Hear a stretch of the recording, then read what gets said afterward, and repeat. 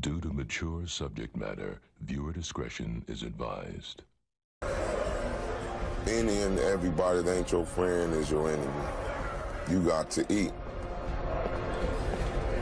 They do what it takes to get what they need. You gonna give it to me tonight? Yeah, I got the pizza on.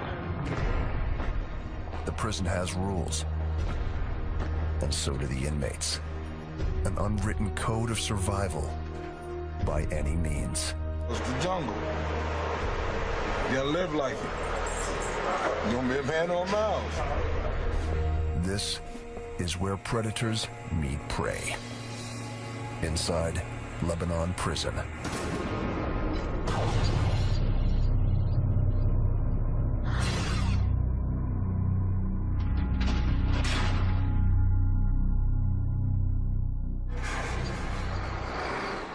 It's 2 p.m. New inmates arrive at Lebanon Correctional Institution near Dayton, Ohio.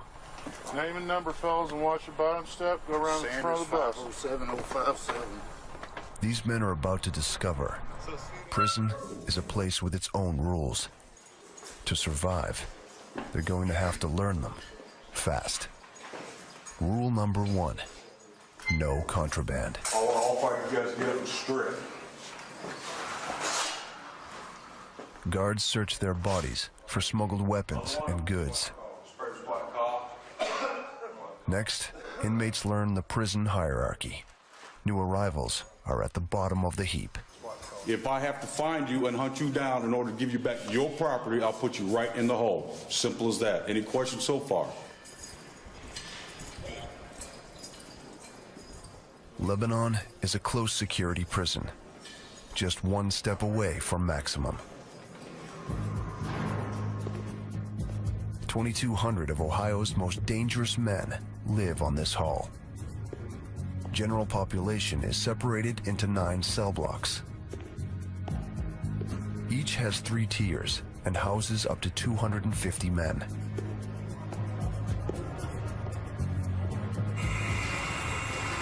The majority of the prisoners here have been convicted of violent crimes. 30% are killers. A quarter are sexual predators. These men victimized innocent people in the outside world. Now, behind bars, the predation continues as the strong feed off the inexperienced and weak. Big Pepper. Dyricus Albert is one of the strongest. I'm an original baby gangster from Eastside, Santana Block, Compton, Crip. I'm the head Crip in Lebanon, and I keep the ball rolling. Yeah, we lost, man. It's crazy. Raised in a gang, Albert earned his way to Lebanon by shooting a man who didn't pay for his drugs. Albert shot at him not once, not twice, but 4 times, firing at his victim's back as he collapsed on the ground. And that's what he did before getting to prison. High school is the world Crandall left behind. Just 2 years ago, he was in 10th grade, an ordinary kid from a good home. One night in December of 2004, his life drastically changed. It started when Crandall accidentally rear-ended a car.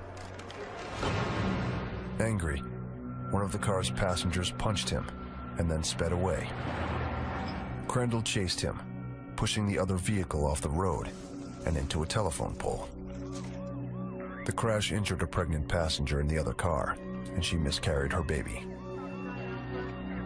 Crandall was found guilty of involuntary manslaughter and sentenced to 7 years. Unlike many of the prisoners, Crandall's not violent, street smart, or strong. 3 strikes against him as he tries to make his way in a criminal world. No, I'm not like the guys in here. Most of them have been here before, got in trouble all their life. They really don't care what goes on their record and everything. But me, I've never been in trouble before. I mean, I don't go looking for trouble. All that stands between him and veteran convicts is the institution. I'm fine, thanks. Ernie Moore is warden of Lebanon. He's roaming the cell blocks, doing his best to keep the inmates safe from one another. How's it going? I'm ready to go to the shower, sir. All right. A knife is a deadly weapon. It's not easy. A knife is a deadly weapon. And I'm not saying I'm a good guy, but the guy got caught with a knife, man was literally trying to kill me. I got inmates here that have committed aggravated murder, that have murdered more than one person, serious sex offenders that have raped multiple women.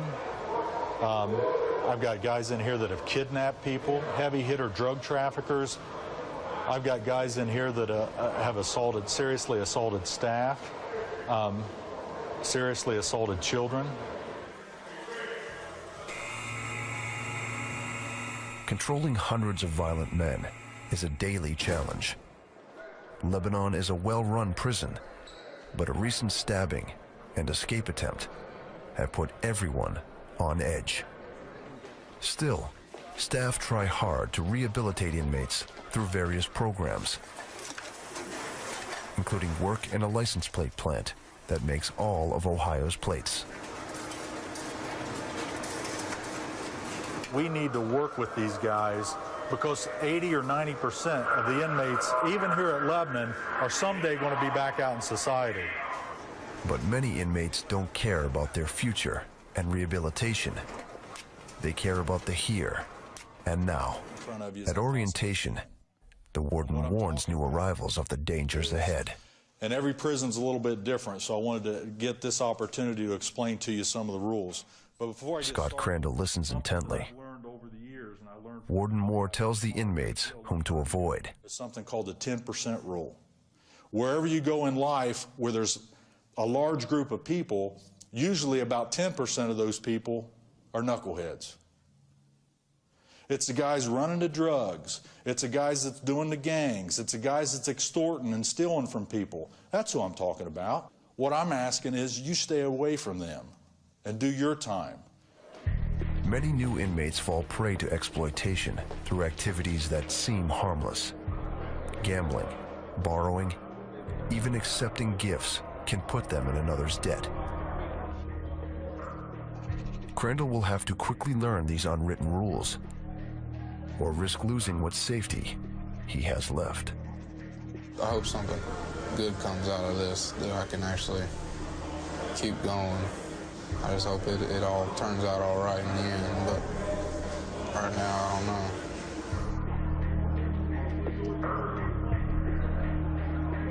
In addition to criminals who would shake him down for money, there are also sexual predators within these walls. Crandall doesn't know it, but even his own cellmate is a serial sex offender.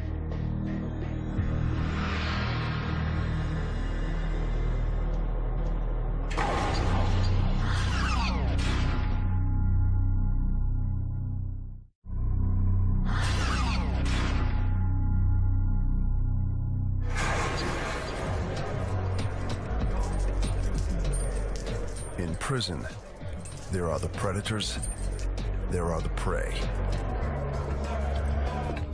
and there are the staff that try to keep them separate. But not all officers can stand up to the pressure. The convicts single them out for harassment and abuse. 23-year-old Justin Johnson will soon find out if he can cut it. Fresh from college with a degree in criminal science, he's about to be sworn in as one of Lebanon's newest officers. Johnson's considering a career with the FBI. He figures prison is a great place to study the criminal mind. I'm doing something good, you know. Society, really, they don't want these people around. That's why they're in prison. They've committed crimes. I keep them here. Officer Johnson, welcome aboard. Thank you.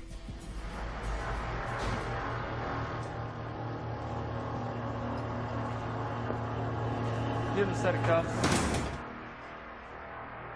Thank you.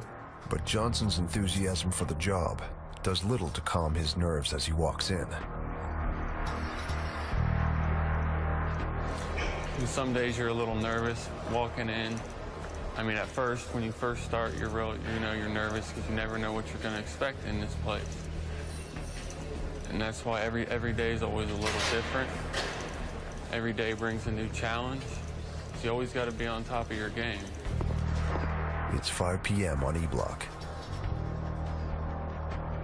Johnson must now direct hundreds of hardened criminals.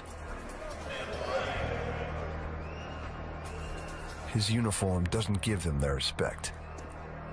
That's something he has to earn. You gonna take a shower? Where's your stuff? You ain't taking it. All right, get wet. Get wet.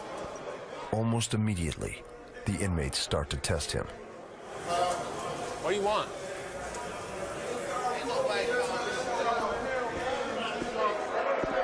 He usually don't say nothing. He just walk by with his mouth shut, like he's scared or something. Inmates, especially gang members like Darius Albert, have much to gain by undermining Johnson's authority. When a new CO come in, we judge him just by the way he look. If he look all soft and sweet voice, we like, oh, we got one. We gonna have our way with him. CO like Johnson, the way he's smooth cut, and that's why most people don't respect him, because of the way he look and the way he act.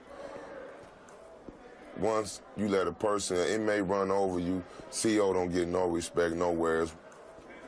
We'll get a signal to our homies like, yeah, he cool, him. We're gonna do what we wanna do. Gangs try to manipulate weak guards through intimidation and extortion. Officers have even been forced into service running drugs. If he wants to work this beat, Johnson can't back down. Taylor, where are you going? They're definitely testing me a lot more, being new. They yell at you, they cuss at you. You know, it is hard, you know, you're running around, you're trying to maintain the order. You're trying to do a whole lot of things at one time. And sometimes it does get a little overwhelming. Do me a favor, keep your head in your door. All right. Get your heads in your doors. More, get your head in your door. And the numbers are against him. E Block has 220 prisoners and just 2 guards. The balance of power can quickly shift. Inmates have attacked 5 officers at Lebanon in the past year. And just a few weeks ago, an inmate battered a female officer on cell block duty at a nearby prison. What's up, everything? Johnson carries the same protective gear she did. This right here is my spider alarm, or my man down. This is if I get into trouble, if there's a fight, I need assistance. I can pull this cord right here, and it'll tell you where the officer is, and that notifies all the other corrections officers, so they come running for your assistance. It's a PR-24. It's 24 inches long, 24 ounces. Not a lot of prisons in Ohio carry these. This is what stands between me and an inmate if they come rushing at me.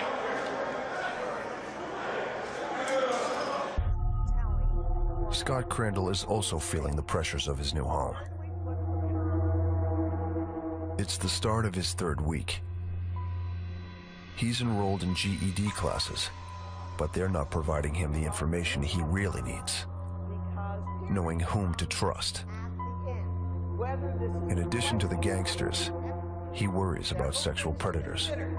As a younger guy, you got to watch out for there's a lot of people in here that are in here for some really bad crimes, like, you know, sexual offenders and stuff in here. So you kind of gotta kind of watch out for them, because they look at you as a really easy target. In prison, inmates are deprived of female company for years at a time. Some turn to other men for sex and take it by force. Young, baby-faced men are a preferred choice for assault. In a controversial study, 1 in 5 inmates reported they'd been sexually victimized behind bars. Crandall has to watch out for convicts trying to pressure him for sex. or extort him for money. It's 4 p.m. The cellmate, called a cellie, returns from his prison job and coaches him on prison rules. But it helped me having a cellie that showed me a lot of things. Because when I first got here, I was just like you. Just like you, now you had me. When you come in here and you lucked out, because you could have had one of them crazy as a cellie. But you lucked out and got me. He's been trying to win Crandall's trust since he arrived. We're cellies. I'm gonna look out for you and watch your back, and you do the same for me. And that's the way cellies should be, if you can get two people. To a more experienced inmate, the behavior might look like a trap, but not to Crandall. If I had help, the cellie pushes him to buy a TV set and have his family send money.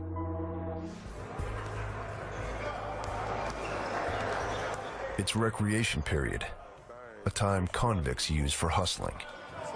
Sure. At many prisons, the yard is a hotbed of criminal activity.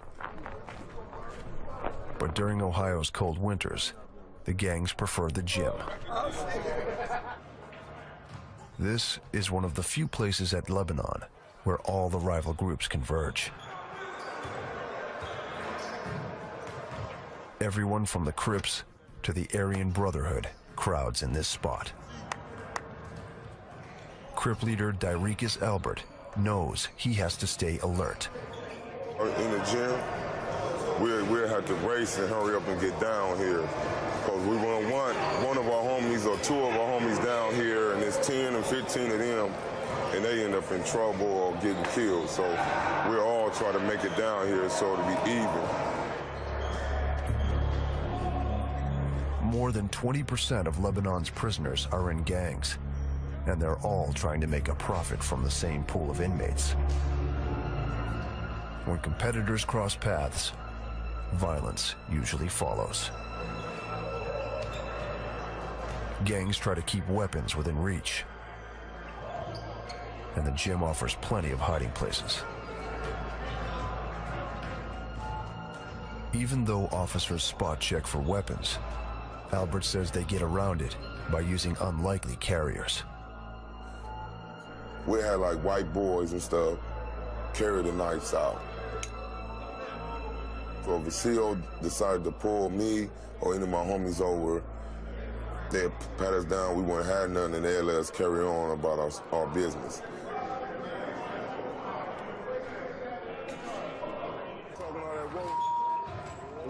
Just 4 weeks ago, the Crips stabbed an inmate who tried to get out from under their control. Paroled inmate Moore willingly gave his name and date of birth and advised this writer to watch her back. Now, Warden Moore and his staff are watching them closely. Recently, the staff scoured the prison for weapons. They discovered hidden materials to make knives.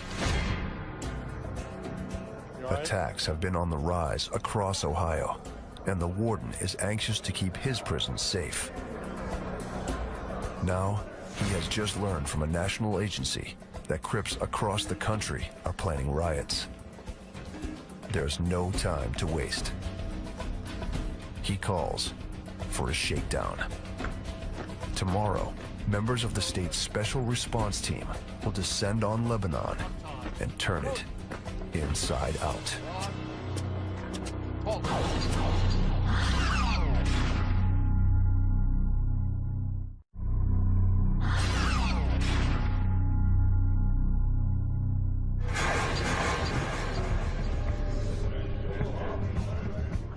It's 7 a.m. at Lebanon Prison.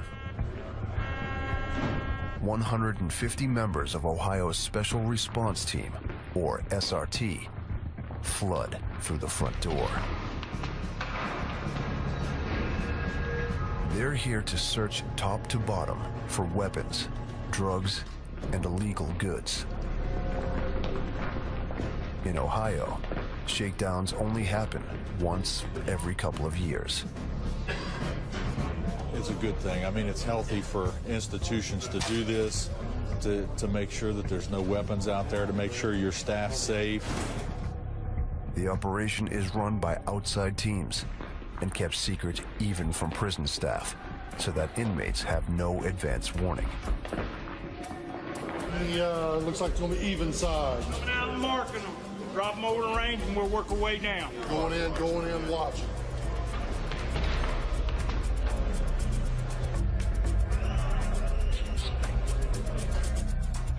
Officer Justin Johnson helps the SRT. First shakedown, I don't think it happens very often, actually, so it's pretty nice to be involved in it.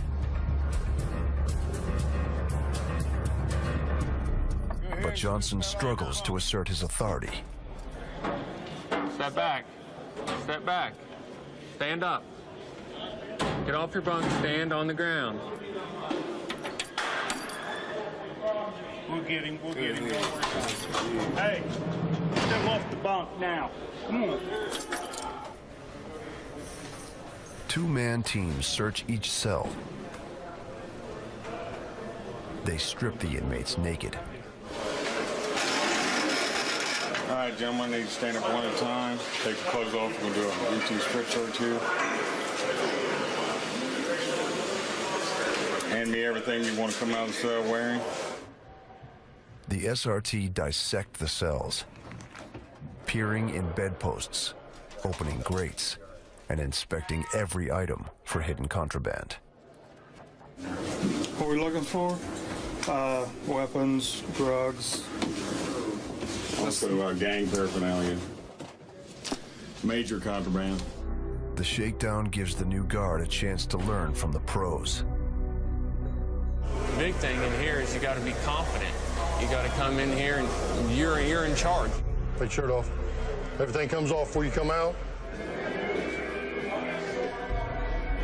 You learn how to, search the cell properly. Anything like that's helpful to me, being so new.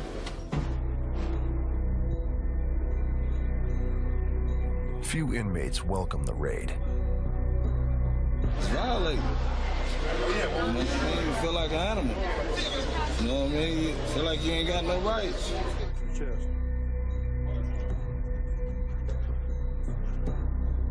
After the first wave of officers, a second special unit sweeps through. They're a gang investigation team, and they comb the cells for evidence of gang activity. Letters and symbols hidden in artwork tip them off. Anything that's related to a specific group, we take it as contraband, and then we can profile the individual if we have enough information. They're using the shakedown to create a database of every suspected gang member at Lebanon.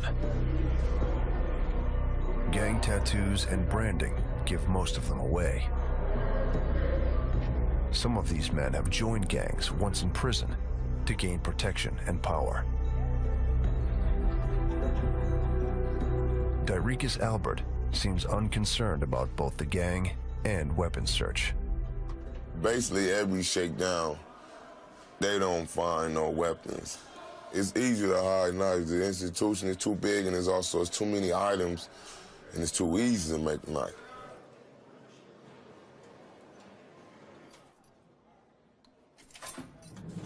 Scott Crandall and his cellmate are next to be searched. They told us to take all the stuff off our beds, take the sheets and everything off our beds, shake them out. They took our mats to have them x-rayed. After 10 hours of exhaustive searching, the SRT have identified almost 100 new gang members and confiscated a small but sinister stash of contraband. From the menacing, Be used to wrap up tight, come up behind somebody, and make a real nice choke tool. To the ingenious, hollow highlighters that are used to hold blades. They got a nice handle that fits comfortably in the hand. They've tightened it up so that it doesn't slip and slide, fits snugly, and you have the makings of a very nice shank, something that could certainly kill somebody. But remarkably, no actual knives are found. Now, I'm not naive enough to believe that we got everything, but I think we got a real thorough search, and I think, and I'm very pleased with the outcome of that search. It was very important to get this stuff out of the prison. The biggest challenge for the prison isn't confiscating the weapons. It's stopping the criminal mind. And to stop it, first you have to understand it. Officer Johnson uses a conversation with Dyricus Albert to get a closer look at how the Crip leader thinks. What are you gonna do when you get out? Same thing. Same thing? I refuse to be a deadbeat dad. And I'd rather die trying to feed my son than not trying to feed him. Yeah. I've learned a whole lot. I mean, just talking with them, seems like their minds are totally different. They just think different than you and I. You know, why buy food when you can steal food? That's their thought. Crime is what they know. That's what they do. But Albert has his own reasons for talking to Johnson. If he can gain the officer's trust, he might have more leeway to run his criminal enterprise. You study him. You take a CO and get to talking to him. You see what he like. So it's basically about the money. So we're not gonna put a CO in front of our money. We gotta make money. The gangsters started this. They don't say that, and that's the main thing. Is gangsters make the world go round, and it's true. The governor, the president, they got something to do with all that. I don't know about that. And they did too. Johnson knows Albert probably has an agenda. But then, he hears something he doesn't expect from the leader of the Crips. The dude I killed, his mom supposed to come see me. Yeah, we supposed to talk about it and stuff. He reveals that a year ago, he agreed to participate in a program that allows victims to confront the criminals that hurt them. I'm not doing this for my health. I'm doing this for you to give you closure, so you memorial your son better, but you sitting here throwing. Albert's motivation is unclear, but meeting the mother of the man he killed will prove much harder than he thinks.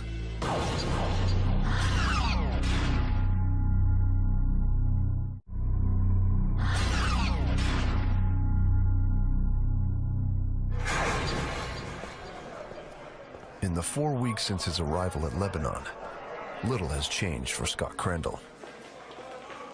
He's yet to become one of them. They're making fun of you bad, Holmes. His cellmate is his one and only friend. Crandall's slow to reach out to others in prison. He's still focused on his old life. Under pressure from his cellie, he's agreed to buy a TV set, and his mother's been sending money. She's helped me through all this. She's trying her hardest to take care of everything for me. My mom's just the best person in the world for me. There's nobody better, really.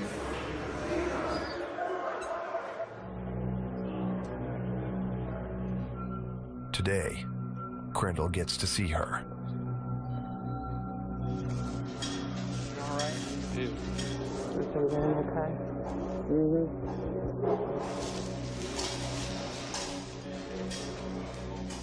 He's looking forward to news from home.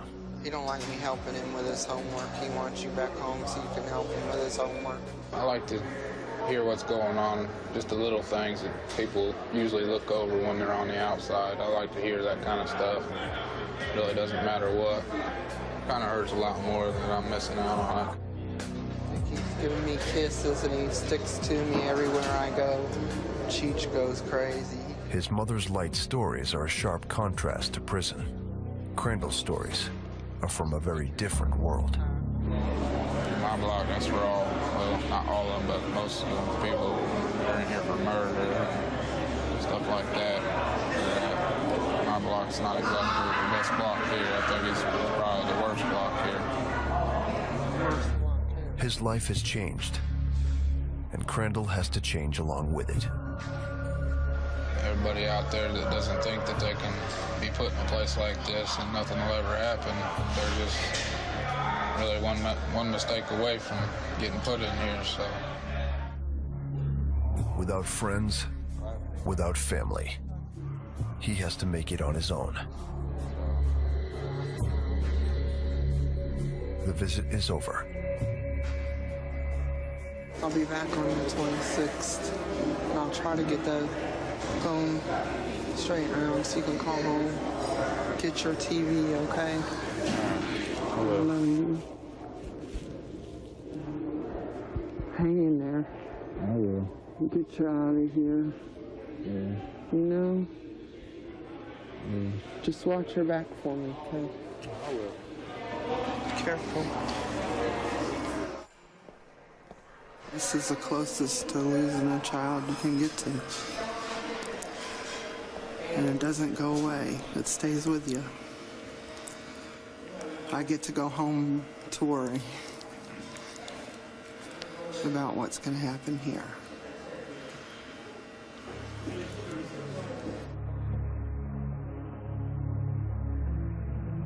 But here is Crandall's home now. And it's time for him to stop feeling like a son and start acting like an inmate.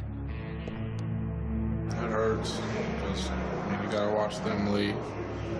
Watch them go out the door and they're going home, and you gotta go back to your cell block and just go about your day the same way you was before. Crandall decides to focus on his new life, the one behind bars. Just 1 hour after his mother leaves, he goes for a tougher look. People that are racist basically like to shave it really, really low, almost skin tight. So I'm not exactly going that low, particularly because of that reason.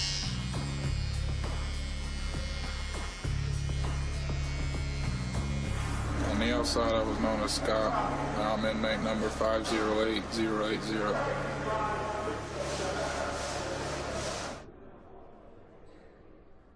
Convicts know it's critical to appear confident.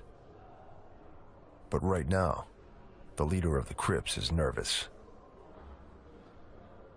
In a few hours, Darius Albert will face his victim's mother and widow. Confronting the consequences of his crime is proving harder than he imagined. I feel it's going to be very emotional and uptight, but I just hope I'll be able to relax and answer the questions the way she want them, and I hope I give them what they came for. And I just told her... A counselor checks in on him. Be there because I don't mind. You'll know what to say, and don't hold back. Yeah, that's the only question I truly don't want to answer is why. That's the one that's bothering me. That's what's beating my head up is when she say why. And that's something you know, only you can give her the answers, and it's up to her what she does with those answers. Okay? Yeah, you're right. There's no turning back now. The gang leader's about to be in a situation that he can't control.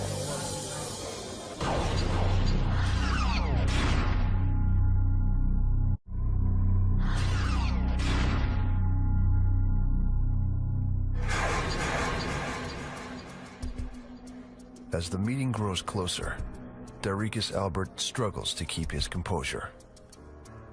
The day about basically closure and getting an understanding of the crime I committed. Nervous. I feel real nervous. His victim's mother is waiting nearby, ready to confront him.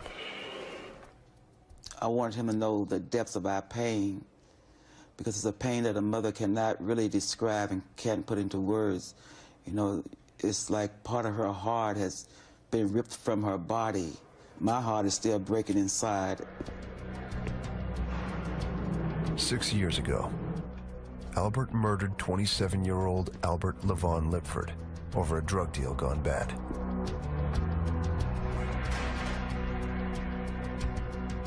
Now, he must account for his actions.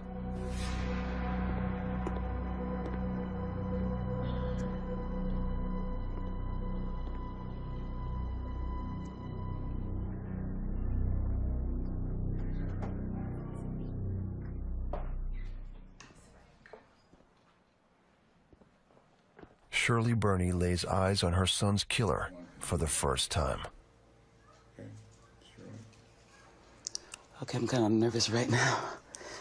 Mr. Dariquez, I'm sitting here writing this letter, trying to put into words how I'm feeling with so much agony.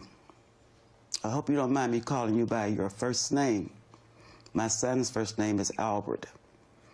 I would like to thank you for agreeing to this dialogue with myself and daughter-in-law. Coming here today was so stressful, knowing that I would be sitting across from the person who took my son's life. My son Albert knew who he thought he wanted to be in life, but chose a different direction and paid the price. He was never bored. Life was his playground. I sound like a doting mom. Mr. Dariquez, you and that piece of metal in your hand caused so much havoc. I don't think you would ever comprehend the damage you did that November evening.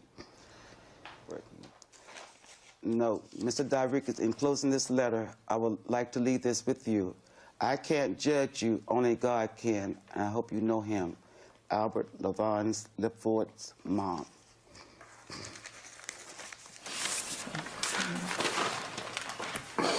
It's okay. The mother and widow console one another.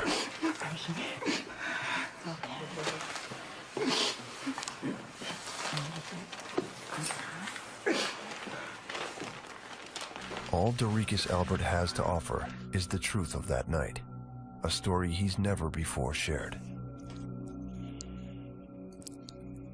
I had some dope. I had 2 kilos of dope. I didn't know your son. One of my co-defendants knew him. The way he kept moving and moving, and I kept shooting and shooting, I'm thinking I'm not hitting him. But when he hit the little, it was just a little fence.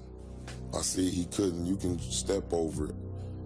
And I seen him stagger over it, that's what let me know. Then, Mrs. Burney asks for something harder to give than just the facts. Well, how did you feel after you'd known that you'd taken a life? I mean, how does it feel to take another human's life? I mean, did you think about what you had done? You know, the families, your family? I don't think about it because it'll get me killed. I can't have no conscience in the streets. Do you have kids? Yes, ma'am. How many do you have? 1. Girl or boy? Boy. Would you want your male child to grow up in your footsteps? You know, take the lifestyle you're taking, the path? No, I wouldn't. If it was my choice, I wouldn't want him to. But you do have a choice. I mean, he has the opportunity to learn from you, your mistakes. That this is no place for anyone to be behind bars and taking another person's life.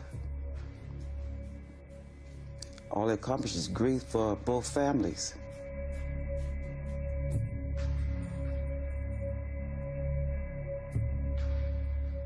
I know I can't ask you to forgive me, or I can't say I'm Excuse sorry. me, I want to cut you off right there. I forgave you a long time ago. That was my healing process. So I forgave you. I didn't forgive your act, but I forgave you as a person. It's a gift Albert has no right to expect. I appreciate that. It's good knowing that. But I know I can't say I'm sorry enough. And I wish I could take it back. Just you being here did a lot for her and I both. You know, because you didn't have to agree to this dialogue, but you did, you know. And we both want to thank you for speaking and being here. All right, thank you. You take care of yourself, you hear? You too, man. Seriously. And try to raise that boy of yours. Thank you.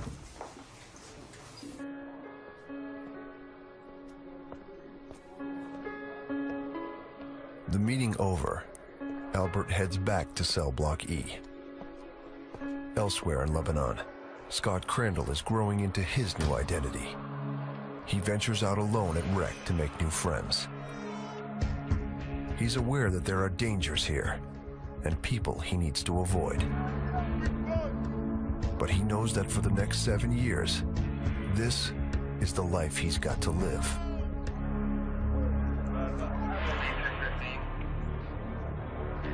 Cell search. Officer Justin Johnson has learned the ropes quickly. Back and slow, all right?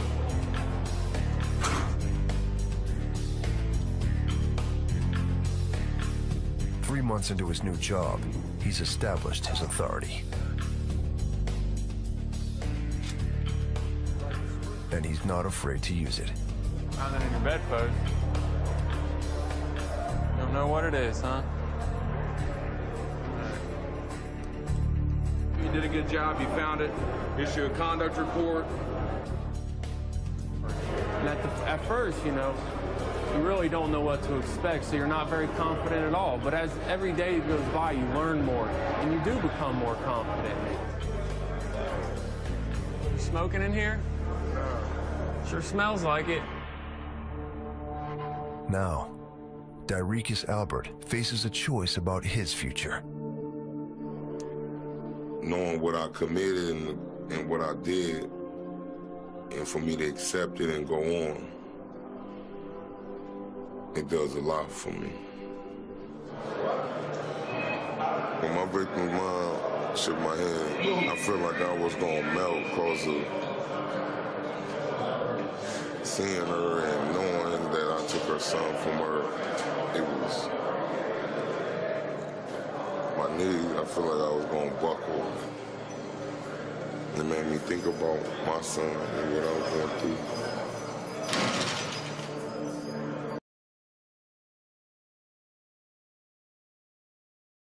Albert will make a change, or if his new awareness will fade with time.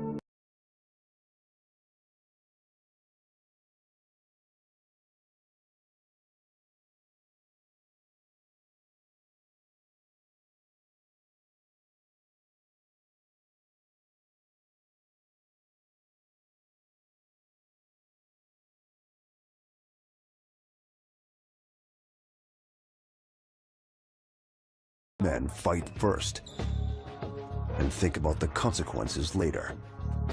But in this young men's prison, 3 things will break them: boot camp, isolation, or other inmates. If I got to, I'll close the door and lock myself in a cell with you.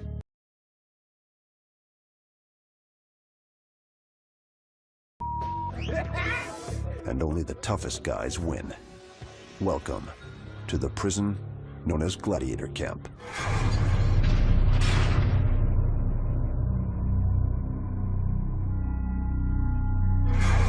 (3 p.m. Fort Dodge Correctional Facility in northern Iowa. Right there, go on the wall to the left. A busload of new inmates pulls in. 19-year-old Thomas Boggs enters prison for the first time. Go around phase 1, guys.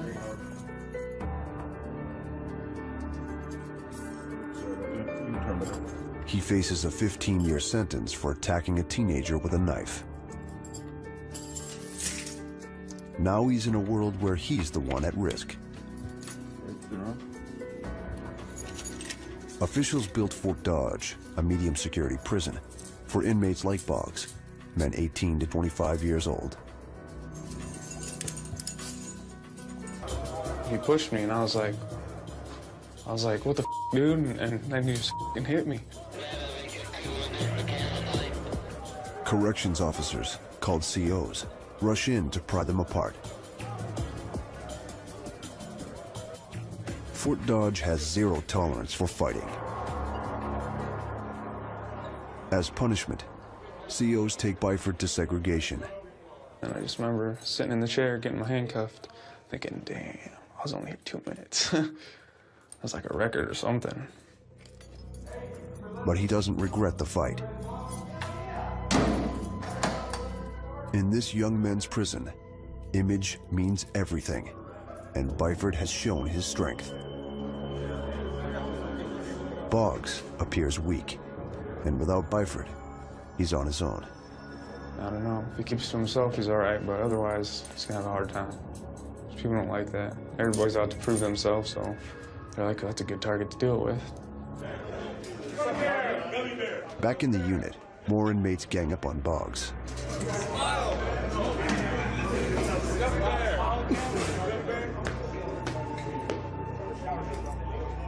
Seasoned inmates watch him, including 25-year-old Jerome Anderson. He was locked up 6 years ago for drug possession and is one of the unit's toughest veterans. Just hold on to it. In his cell, Boggs' situation goes from bad to worse. His new cellmate is Jerome Anderson. Yeah, that's honor unit. Nervously, Boggs attempts to fit in. He's read the prison rules and regulations. Well, orientation's between level 1 and 2, so you either move up to 2 or 1. I don't know. I just know what the schedule says. Where is the schedule? In one of these books? I don't know nothing. I don't even know what to tell you. But the one thing Boggs needs to know most isn't in the rule book. Anderson has a short temper and little patience for first-timers.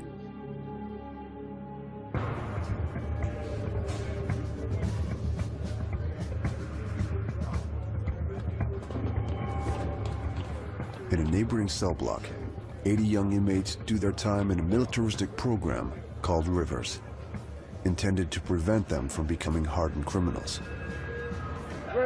Exercise. 1, 2, 3, 1. Structured as a boot camp, Rivers aims to break young inmates' bad behavior.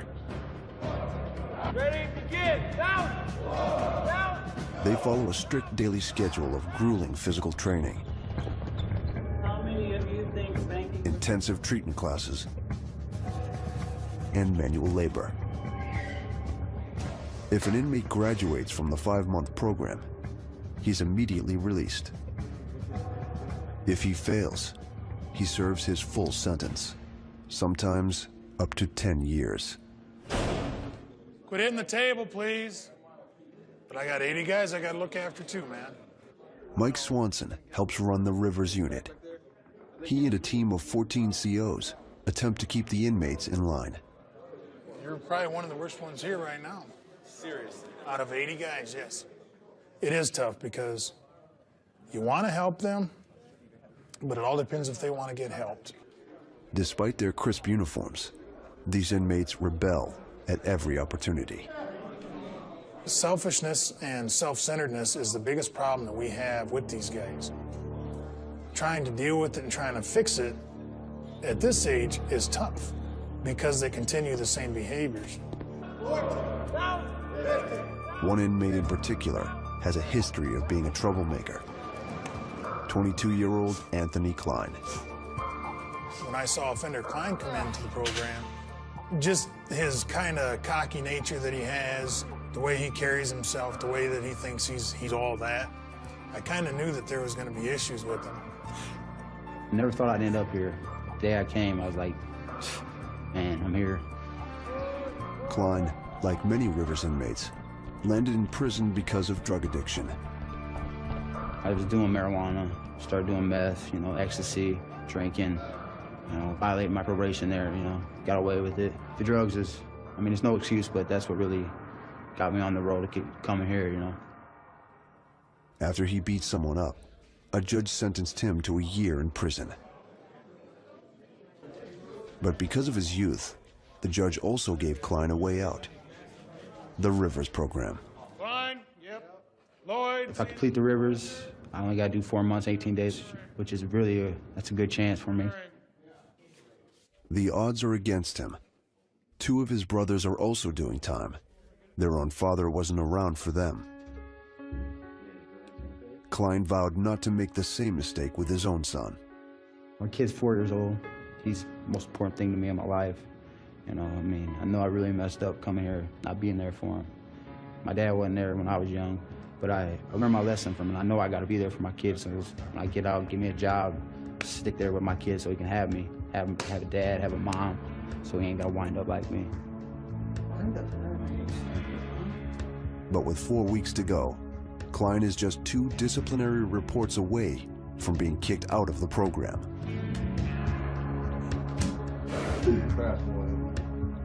And the Rivers COs are sticklers for the rules.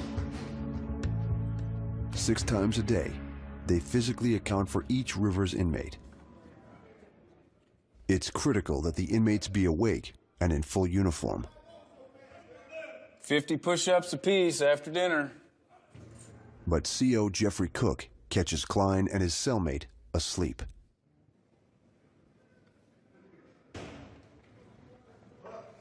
Did you wake us up? My job's not to wake you up. Huh? It's not my job to wake you up. Try gate 5 again, man. It's your job to be up.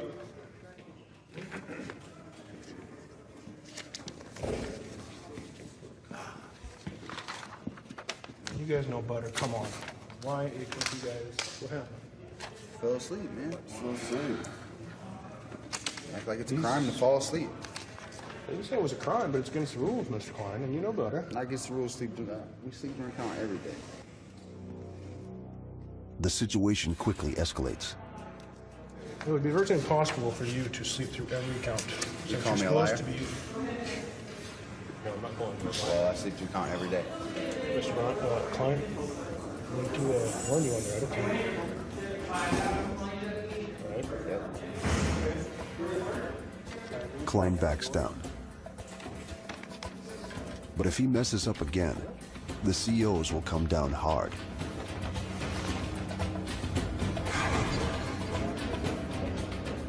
One more mistake could cost him the next year of his life.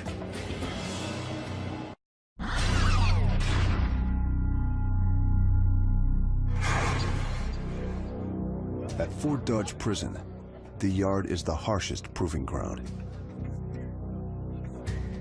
Inmates group together based on race and gang affiliations. The only way a new inmate can stay safe is within a group. But to earn acceptance, he must show physical strength.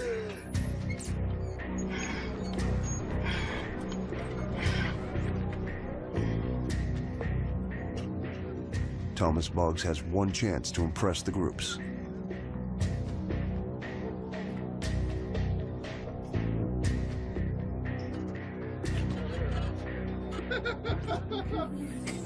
I can do 240 in 1 week.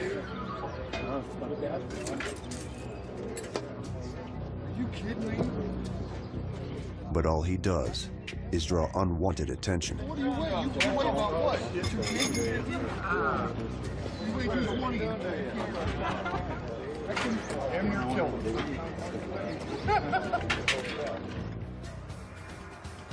When other young inmates face heckling, they fight back. They're desperate to impress the groups and prove they're tough. But Boggs doesn't see the point. That is senseless. All fighting does in here is make your time worse, but it's not like I'm not going to defend myself, but if I'm given a choice, I'd rather not. 22-year-old Cameron Dodd understands the power of fighting. He worked his way up the prison hierarchy.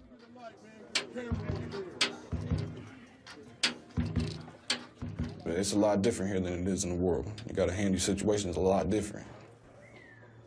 Dodd is a loyal Crip, serving 10 years for attempting to recruit gang members. Other inmates respect Dodd because he fights like a prison veteran, behind closed doors. I'm not gonna hit you out here in the yard or in front of the desk or in front of any COs, you know what I'm saying? I'll wait till, if this is going down, if I feel I'm through that threshold, I'm waiting till you go to lock down tonight, and I'm finna go into your cell. If I got to, I'll close the door and lock myself in the cell with you. Dodd's tough reputation earned him a powerful position. He helps run the Crip's lucrative black market, called The Hustle. And the youngest inmates are his best customers. New people who come in are the biggest profit on the camp because they don't have their money here yet. There's all different reasons why. It's a big thing with the kids who come in. They always want something. The two things they want most are tobacco and coffee. Anything for a buzz. Trying to take care of any situation. And Dodd is a master at providing the goods. It's cool. Yeah, I got you. Don't worry about it. But in this young men's prison, someone else always wants to be on top. And even Dodd's carefully laid plans may not keep him safe. Anthony Klein could walk out of this tough prison in 3 weeks. But one more mistake could keep him here for a full year. He resents Rivers' strict regimen more each day and refuses to follow one important rule: no smoking. Do I smoke? Yeah, I smoke. It's we're not supposed to here. Got a couple reports for it, but I ain't gonna lie. So yeah, I smoke. It's hard to get away with it. It's hard to quit though. I mean, it's really hard to quit. It's probably one of the biggest things that helps me through this, smoking. Yeah. Rivers forbids tobacco and coffee to help recovering drug addicts like Klein. The goal? Teach self-control and curb addiction of any kind. But the inmates risk everything for a buzz. Inmates constantly get kicked out for smoking. But Klein's friends have a fresh stash of tobacco, and he bends to the peer pressure. Roll it up, brother. Switch that. They don't have cigarette paper, so they roll the tobacco using mailing envelopes. You gonna smoke? You got foil? You gonna smoke, Lloyd? For a lighter, they heat foil with a battery. Then ignite a tulip, a rolled up piece of toilet paper. That's how we make a tulip flower. There you go.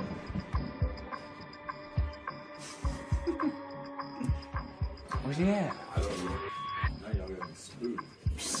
Security guy. They smoke into air vents to mask the smell. I'm a little nervous too, man. Just get the door.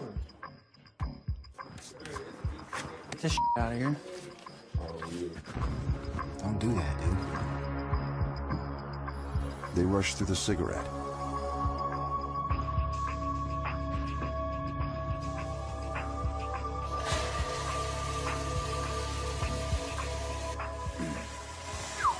And flush the evidence. 14 again, dude.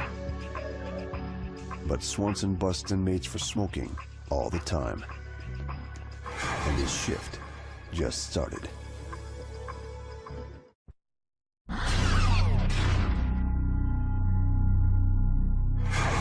Here he comes, Brian. Oh, you're Mr. Bryant, you know what the term OPA stands for? Excuse me, Mr. Bryant. Mr. Bryant? In Fort Dodge Prison, the average age in the Rivers unit is 21. No more. I don't want to see you outside. I'm having a hard enough time doing this without you jumping around on me.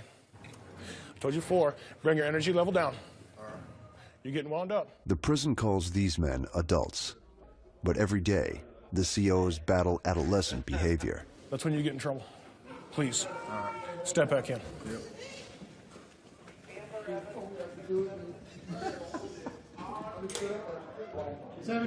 With the young crowd that we have, very sneaky, very manipulative, will try to get away with stuff. Personally, I hate guys getting over on me, man. I can't stand it. Does it happen? Absolutely. Swanson suspects someone was smoking. He and another CO narrow it down to 2 cells. That's about it for this one. This cell is clean. But in the next cell, the officer hits pay dirt. You can see from sweeping the floor in here, there's tobacco. He discovers tobacco and a battery. And there it is. You can see the burn marks from where he's been using this with little foil strips from some sort of wrapper to light his cigarette and whoever else's cigarette in here. So. The cell belongs to Anthony Klein. It's the last straw. Swanson will send him before the Rivers Review Board. Next week, they may kick him out of the program for good. But first, Klein must tell the people he loves most he's messed up again.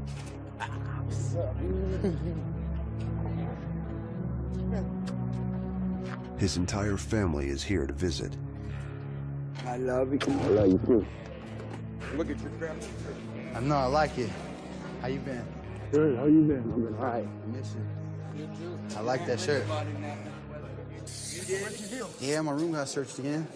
You smoking? Yeah, they said we were smoking, but they found a pouch under the bed that nobody's in, so they said they're giving us all reports. What did they tell you? Quit. I'm gonna quit now. I'm done, for real. Klein tries to focus on his son. Did you get your Father's Day card? Yes, I got your letter from you. Give me kids. Thank you. He gets to see him only a few hours a month. Huh? What movies you watch? Wants to fight. We can't fight in here. We'll get in trouble. Yes, we will. Hey, you see all those cameras up there on the walls? They watch your dad. Right here. We can't fight in here. That little black hole.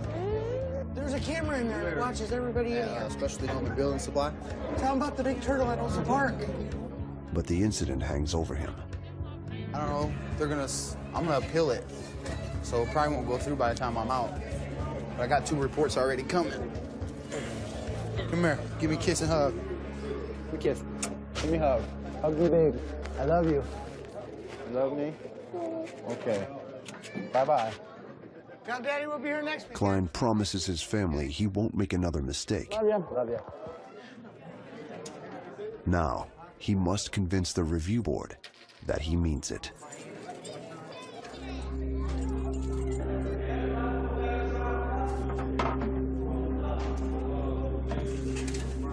Not all inmates have the luxury of long family visits.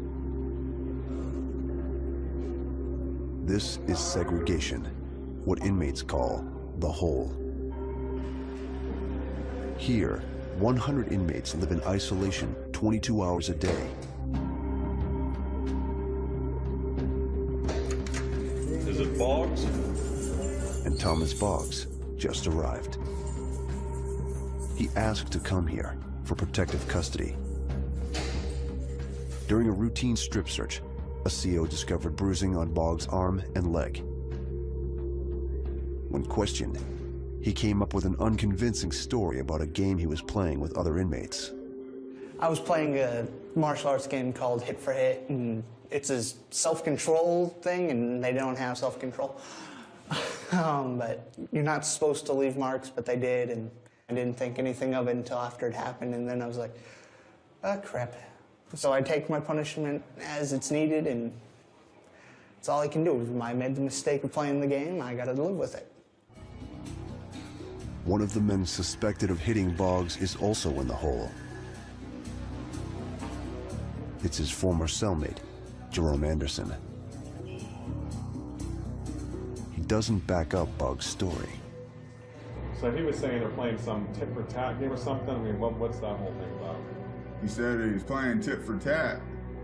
I don't know. Anderson says he can't explain the bruising. As far as I know, he probably gave them to him himself. He got some issues. He ain't type I like to be around, me. He's funny. Boggs made his situation even worse by asking for protective custody, or PC. Once someone checks in a PC, you know, what's their rep on the yard? He's a coward. He ain't no good. He's on his own. Boggs hoped segregation would keep him safe, but the hole is miserable. The few times Boggs leaves his cell, other inmates threaten him. Yeah, BC! Yeah, BC, I'm gonna get you, bro! Get you! childish. The only time segregation inmates get to go outside is at night for 1 hour of recreation. They're locked in 19 by 3-foot cages. Boggs' old friend, Ben Byford, has been in the hole for 3 weeks, and Boggs is eager to talk to him. Yeah. What up, Thomas Boggs? Not much, Ben. Hey, is this the first time you came out? As they talk, Byford reveals the hole is pushing him over the edge. I don't know, man. I want commissary and I want to be able to look out my window and that's bothers me. Man, I'm way hyper. All this walking, I just keep getting faster and faster. Ben, did they increase your meds? No, they took my meds away, dude. They took me off Adderall and Trazodone and put me on Depakote, Seroquel, and something else. Dude, I've been sweating out of nowhere and hot or cold sweats and I've been dreaming some crazy ass. Now more than ever, Boggs wants out of the hole.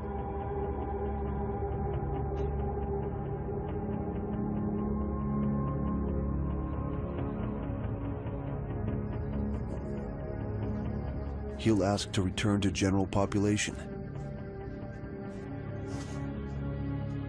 This time, he's confident he'll fit in.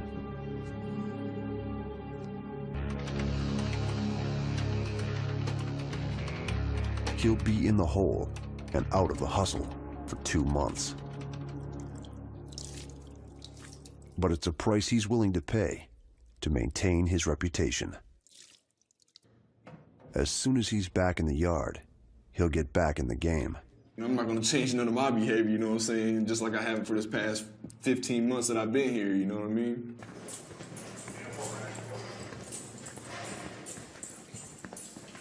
Boggs, time to see the review committee.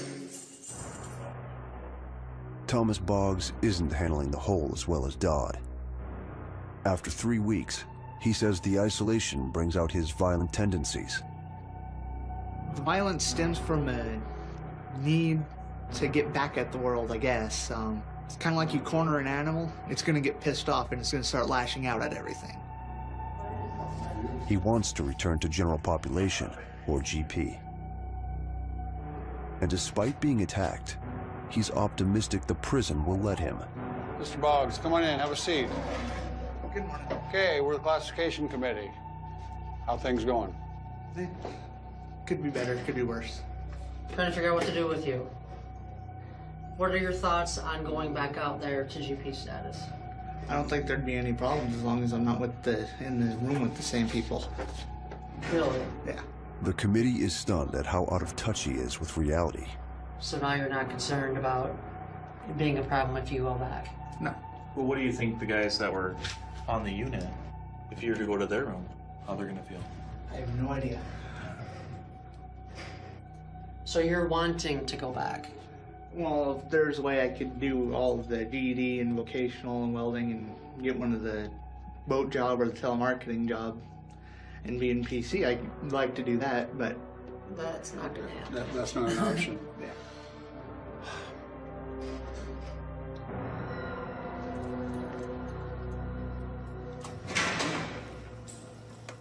Back in isolation, Boggs predicts he'll return to GP soon. I'll probably be taking education courses and I'll probably be in GP. And be somewhere out in the yard, lost somewhere, wandering. I look forward to getting my education and getting a job and anything past the time quicker.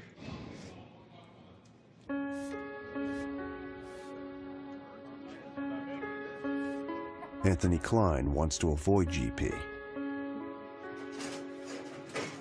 But if he breaks a single Rivers rule, that's exactly where he'll end up.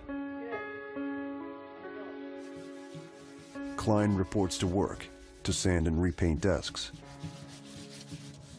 A veteran inmate named Phineas Atwood shows him the ropes. You want to start out with 60 grit if you can. Like Klein, Atwood entered prison as a young man. He's doing time for murder. What are you doing? Klein has never met him. Got a parole violation for not going to my class. I got an assault.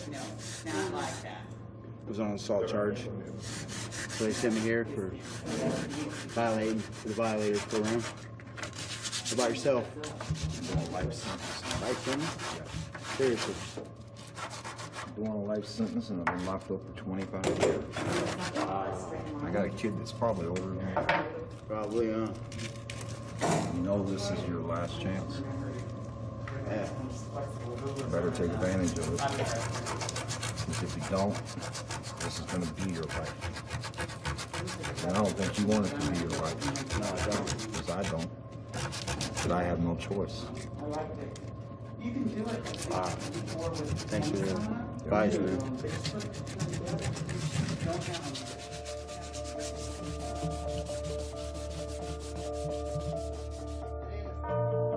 In his cell, Klein realizes he has a choice to make.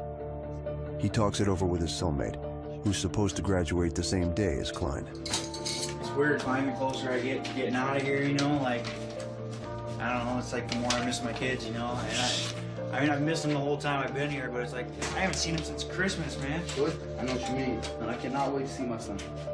It's gonna be great. Dude, I miss everything. I miss my son walking, talking for the first time, man. It sucks, but... It kind of makes you wake up in here, though. Kind of nothing, it does. Especially I'm missing the children part. And your family. Yeah. I mean, I've always missed my family, always loved my family, but I've really realized how much I really love my family. Yeah. You ain't a real man if you don't spend time with your family. Yeah, that's my opinion. And that's something I lacked on, you know? It's something I really had to work on. The realization won't be enough to get him out of prison. Klein must convince the review board and Swanson he's changed for good.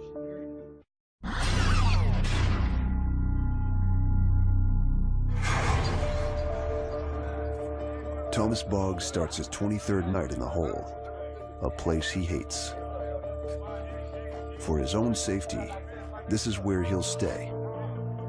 Prison officials decided, for now, he cannot return to general population. He was worried that the whole unit would be against me. Everything spreads. You get a problem with one person, you're gonna have a problem with 10 people. Have a problem with 10 people, you're gonna have a problem with 100 people.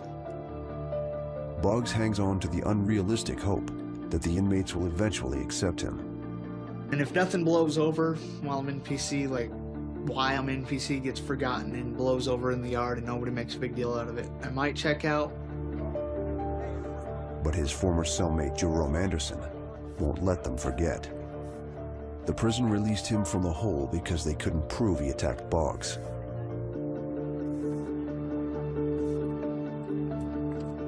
COs move Boggs to long-term segregation, where he could spend the next decade of his life.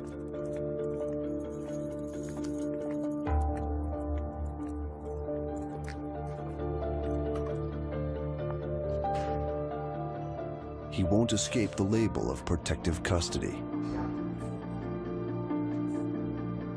As long as he's at Fort Dodge, he'll be a marked man.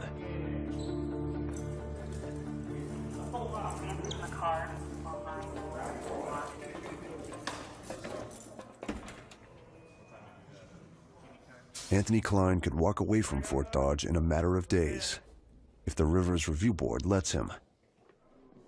He's been on his best behavior, but the COs just announced cell inspections and caught Klein completely off guard. No time to be roaming around. Please wait till I get there. Quicker we do this, quicker you're done. To avoid a report, Klein's cell must be in perfect order and free of contraband.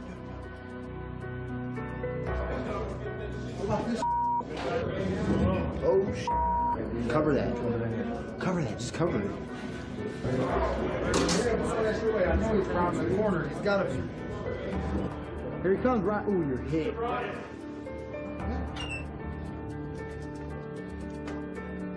Who's fella? Straighten it up, please. Cards? Yes. No. Excuse me. This is yours. You need to straighten your top and your bottom. I have no idea what you got going on down there. Tell needs to come down. Bottom could use just a little bit more tightening. That's good. Klein has everything in order. Not bad, Mr. Klein at all. Thank you very much. You might be careful, you're going over the limit on razors, though. I believe so. Thank you, gentlemen. Now Klein must convince the review board he deserves to graduate. How do you think you're doing? When I came here the first time, like I said, I was scared. I didn't want that extension of the program. So, I mean, like I said, I quit everything. I quit putting my feet on the chair, started going corrective thinking. I mean, so I can learn them again, all my errors again. How's it set with the people that you run around with here on the unit? I don't even let them bother me. It's not about them. I mean, the program's about me, so. The biggest breakthrough is with disciplinary reports. For the first time in months, Swanson hasn't given him a single one. Also let you know, too, we looked through your file and so forth. It doesn't look like you've received any minor reports since the last time we met. That's correct? Okay. No majors, of course. Okay. Okay, Mr. Klein. Keep it up. I will. We'll see you in a couple weeks. Unless you graduate before then. I hope so. All right. Good job. Thank you. But Klein doesn't see the board again. The next week, he graduates. Okay, I'd like to welcome you all to graduation today for Platoon 82. And most of these guys started on March 12th and made it all the way to here. So they've done a good job. Please just come up here and get your certificate. As I call your name, Anthony Klein. When I heard my name, when they called my name, it was great, actually. I mean, I smiled. Yeah. I'll be down here to see you. All right, dog. When I first came in here, I thought that's how I was going to play it, you know, just get through this. Let's just do what I got to do, play the system. But that paper, like I said, when I got that paper, but I actually did something that I put my mind to, that I could do, that I learned something out of, you know, so yeah, it actually did mean something. Now he's free to go. I feel I got a good chance, especially if I stick to it, keep my head out of the drugs, get a job, you know, really think of my son. I'll be all right. I think the percentage would skip me by this time. His true test lies outside the prison walls. Is he a bad guy? No, he's not a bad guy, man. But he needs to learn a new way of living. Do I hope he makes it? Sure I do. Do I want him to make a change and be better in life? Absolutely. But that's on him, you know, that's not on me.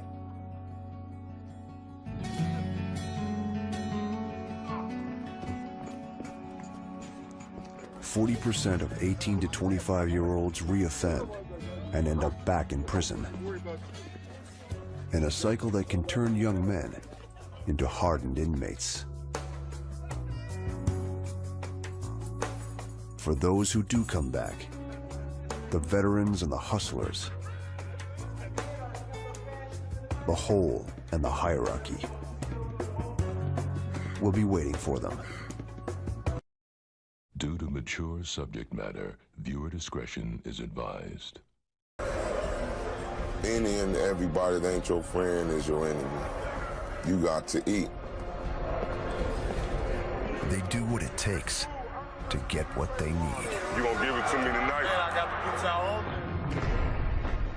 The prison has rules, and so do the inmates. An unwritten code of survival by any means. It's the jungle. You gotta live like it. You don't be a man on miles.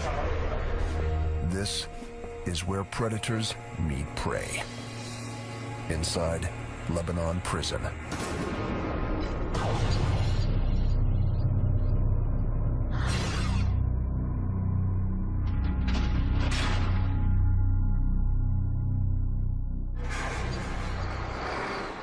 It's 2 p.m. New inmates arrive at Lebanon Correctional Institution near Dayton, Ohio. Name and number, fellas, and watch your bottom step. Go around the front of the bus. 07057. These men are about to discover prison is a place with its own rules. To survive, they're going to have to learn them fast. Rule number 1, no contraband. All five you guys get up and strip. Guards search their bodies for smuggled weapons and goods. Next, inmates learn the prison hierarchy. New arrivals are at the bottom of the heap. If I have to find you and hunt you down in order to give you back your property, I'll put you right in the hole. Simple as that. Any questions so far? Lebanon is a close security prison, just one step away from maximum.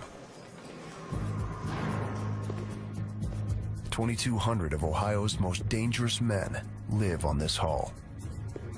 General population is separated into 9 cell blocks. Each has 3 tiers and houses up to 250 men.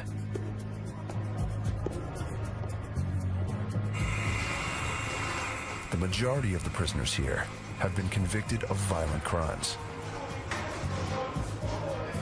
30% are killers. A quarter are sexual predators. These men victimized innocent people in the outside world. Now, behind bars, the predation continues as the strong feed off the inexperienced and weak. Big Pepper. Tyrekus Albert is one of the strongest.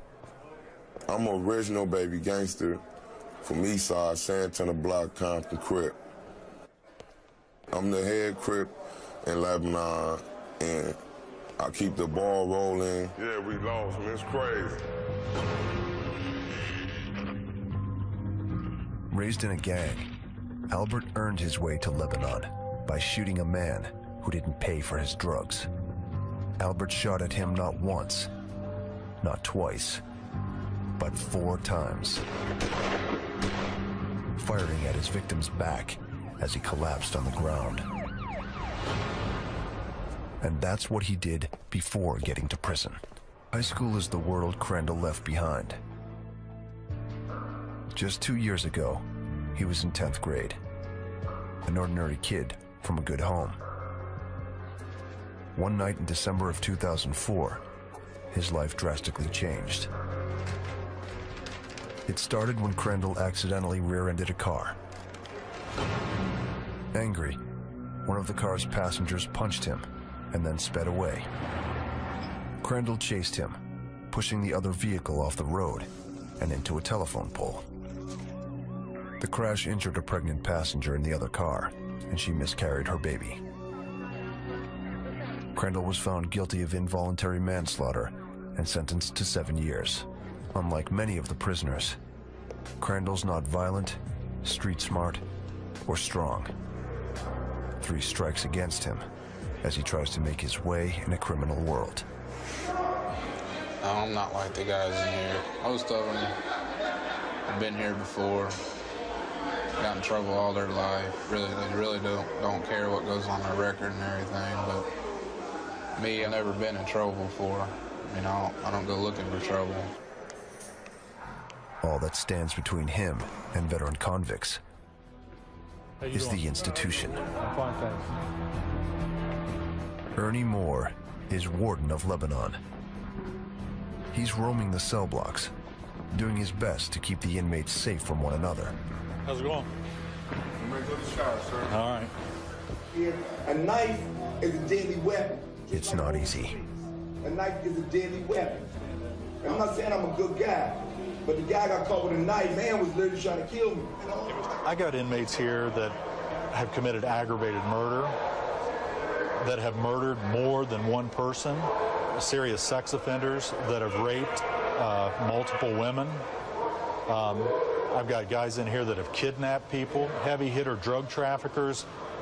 I've got guys in here that have seriously assaulted staff, seriously assaulted children.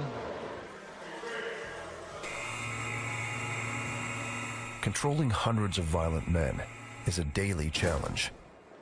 Lebanon is a well-run prison, but a recent stabbing and escape attempt have put everyone on edge. Still, staff try hard to rehabilitate inmates through various programs, including work in a license plate plant that makes all of Ohio's plates. We need to work with these guys because 80 or 90% of the inmates, even here at Lebanon, are someday going to be back out in society. But many inmates don't care about their future and rehabilitation. They care about the here and now. At orientation, the warden warns new arrivals of the dangers ahead. And every prison's a little bit different, so I wanted to get this opportunity to explain to you some of the rules. But before I get Scott Crandall listens intently. Warden Moore tells the inmates whom to avoid. There's something called the 10% rule. Wherever you go in life where there's a large group of people, usually about 10% of those people are knuckleheads. It's the guys running the drugs. It's the guys that's doing the gangs. It's the guys that's extorting and stealing from people. That's who I'm talking about. What I'm asking is you stay away from them and do your time. Many new inmates fall prey to exploitation through activities that seem harmless. Gambling, borrowing, even accepting gifts can put them in another's debt. Crandall will have to quickly learn these unwritten rules, or risk losing what safety he has left. I hope something good comes out of this, that I can actually